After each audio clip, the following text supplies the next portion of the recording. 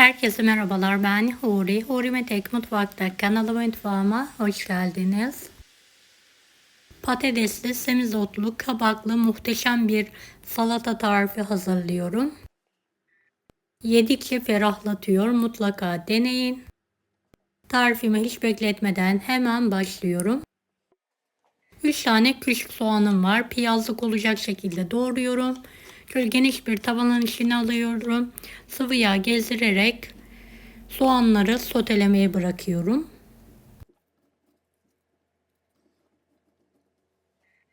Emek verdiğim bu videoyu sevdiklerinizle paylaşarak bana destek olabilirsiniz.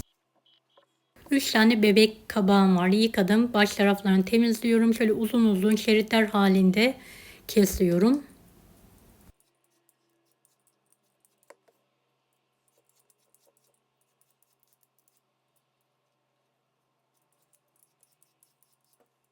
Beni hangi ülkeden veya şehirden izliyorsunuz merak ediyorum. Yoruma yazarsanız sevinirim.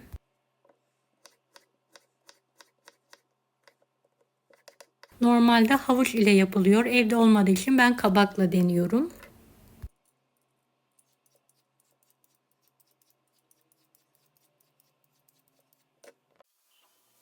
Evet, şöyle bahçeden topladığım semizotlarım var. Yıkadım. Şöyle iri iri doğruyorum.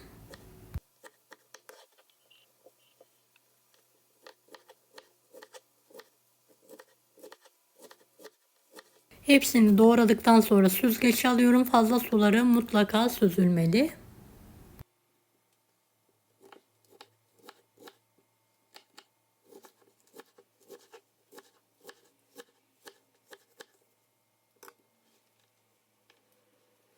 Evet, hepsini doğradım. Hazırlar. Soğanlar sotelendikten sonra kabakları ekliyorum. Birlikte yüksek ateşte sulandırmadan kavuralım.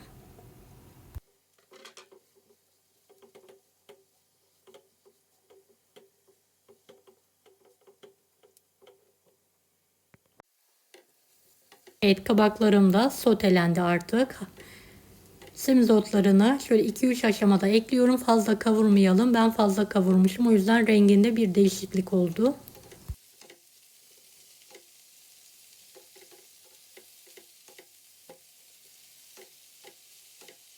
Tavaya ekledikten sonra 1-2 dakika kavurmamız yeterli olacaktır.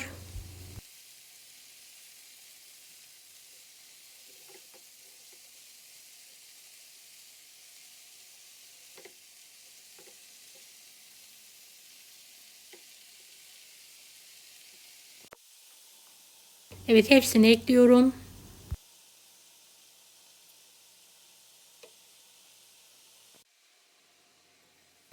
En son tuz ekleyerek karıştırıyorum.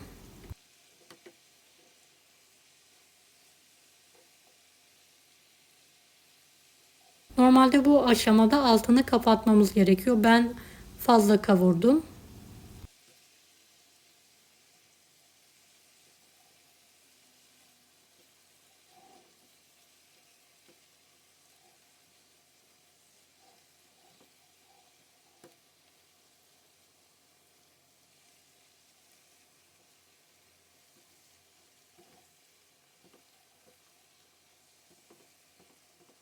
Evet, altını kapatarak hemen soğumaya bırakıyorum.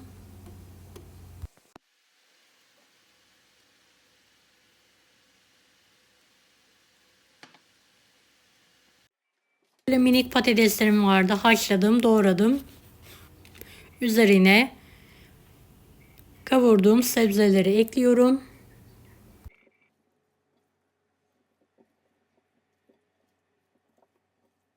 Şöyle bir karıştırarak tamamen soğumaya bırakalım.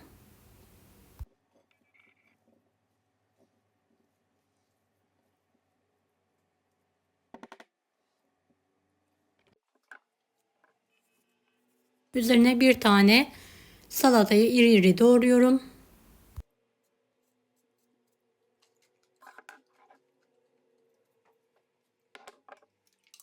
Bir kase dolusu yoğurt sarımsaklı sosum var. Ekliyorum ve karıştırıyorum.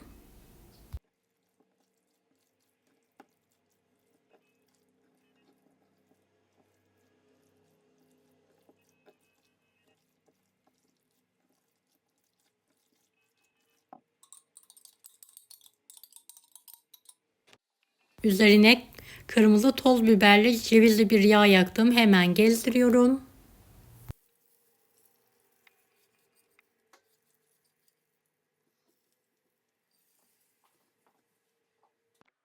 Evet, kaşık kaşık yedirten muhteşem semizotu salatamız yemeğe hazır. Deneyecek olan herkese şimdiden kolaylıklar dilerim. Allah'a emanet olun. Hoşça kalın. Daha farklı tarifler için bunları da izlemeyi unutmayınız.